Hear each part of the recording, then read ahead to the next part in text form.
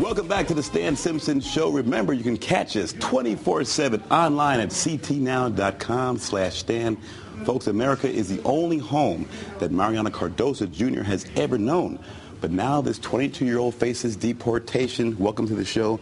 A compelling story. You born in Mexico, yes, right? Come to the U.S., 22 months, come to New York, right, with the parents. And walk us through from there. Walk us through your journey from coming here to the U.S. and where you are now. So we lived, my family and I, my parents, my brother and sister, we lived in New York for about 10 years. And in what part of New York? In Bronx. The Bronx. Yes. So it's three of you. You and your brother and the sister, and then mom and dad. Yes, and I'm the oldest. And what did dad do? Or is he still alive? Yes. Okay. Yes. What did dad do? So he always worked in the landscaping business. Always mowed lawns and all that. So came over. How did you get over here? How did you not get caught? This was in 1990. So it's still, the price was high to get here and the chances were low to get accepted with any visa, any legitimate papers. So he still had enough money for him and my mom to buy a guide.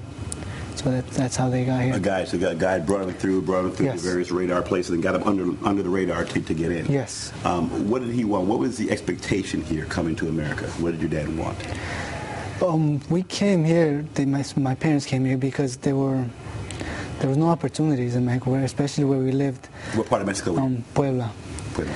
And we're from real small town, Tehuitzingo. And within the state, there's really no jobs. And so he finally had enough money to bring my mom and me here. So how much pressure is it on the family? Do they tell you, listen, you're undocumented, so be very careful? Did you know about your situation, or how did you navigate that? Well, they didn't tell me to be careful. It was subtle. I've known that I was undocumented at a very early age, but it didn't bother me then. It didn't. I didn't think there would be any consequences. I never did anything wrong. I never broke any laws. So they just told me that during conversations, nothing real critical. Just we're here undocumented, and my father always told me that he had been working with several lawyers to make this happen, to make the papers come through for us. Do you ever say to you, listen, don't get in any trouble, don't get into any fights, keep a low profile? Do you ever have that sort of edict put to the family, hey guys, just keep a low profile because we don't want to cause any attention to ourselves? No, you didn't have to worry, especially about me. I've always been quiet. I've been curious, but very quiet. Yeah. Yeah. So now what happens? You're in New York, then you move to Connecticut, right? Yes. At some point, right? And so you. Now, how about working? When you go for a job, if you're undocumented, can you get a license? Can you work? How do you work that? My father always found jobs in landscaping business, so he didn't have much problems. So under the table, we're talking really? Yes. Right. Well, now, how about you? He found me a few jobs which to work under the table. Right. And be in landscaping or just pressing shirts. But is that pressure too, knowing that whatever job you get, it's got to be under the table? That's got to be a certain sense of pressure that it puts on you that, okay, I've got to be very careful on where I go, and I only really can apply for certain jobs. That frustrating for you? It is, because I know I can do much better. I know my parents especially, they did so much for me to get an education here. And the only thing I can apply now is for under the table, which usually means lower than minimum wage. Right. But for now, it will do for now. So you go to college, you're in Connecticut, and you're living where in Connecticut? In New Britain. In New Britain. Yes. We'll kind of cut to the chase bit. So now you're older, right around 18 years old, and now what happens where you finally got found out? You're kind of harboring this secret for most of your life, and then what happens?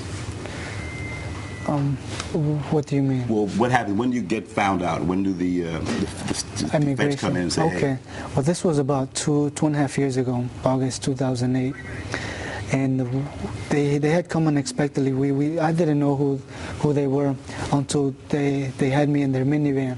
Well, they came to your uncle's house, right? There was some kind of situation where they came to your uncle's house looking for somebody, right? Right. And it was you. How many folks? You and your family were there. Yes. And then walk us through it. How to get from looking for somebody to finding out that we had some undocumented people here. We were all outside. It was about 4 in the afternoon, and this was at my uncle's house. In New Britain? New Britain, yes. A few miles from where I live. And I had seen the officers come in through the driveway, and they were all dressed in civilian clothes, except one officer. He was dressed as a New Britain police officer, and they all had their badges on their belt buckle. So I didn't know who they were. All I knew was that they were officers, but not from immigration. Until they took us away. Until my uncle, my cousin, and me were in the minivan. They finally told us, "This is the thing. We're from immigration. We're from ICE." And up until that time, I thought it was just a big misunderstanding or confusion. Right. So how do you feel now? We have 30 seconds left. How do you feel? Now you're busted, basically, right? The secret's out, and now you go to jail, right? You go to prison. Where do you go?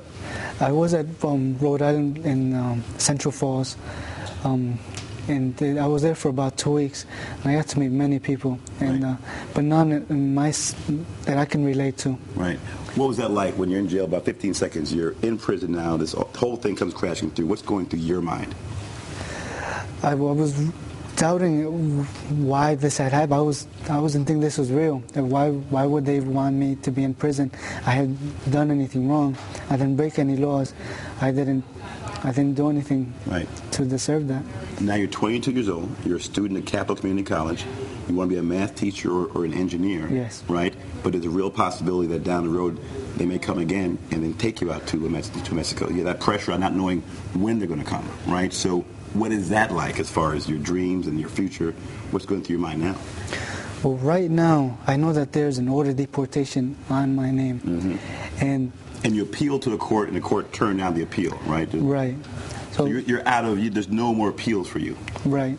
So it's up to ICE to go ahead and file and make me get out. Right. And so until then, I have to make the best of it and keep going to classes and keep my studies. And you're paying for your own classes, right? Yes. Now at Capital Community, but you still can't work regular jobs. You have to work under the table and do the same thing, right? Right. So, all right, we're going to talk about in the next segment what can happen, what the future holds for you, and what you think they should do with folks who are undocumented. We're going to bring your lawyer in and talk about the future for you and for other folks like you.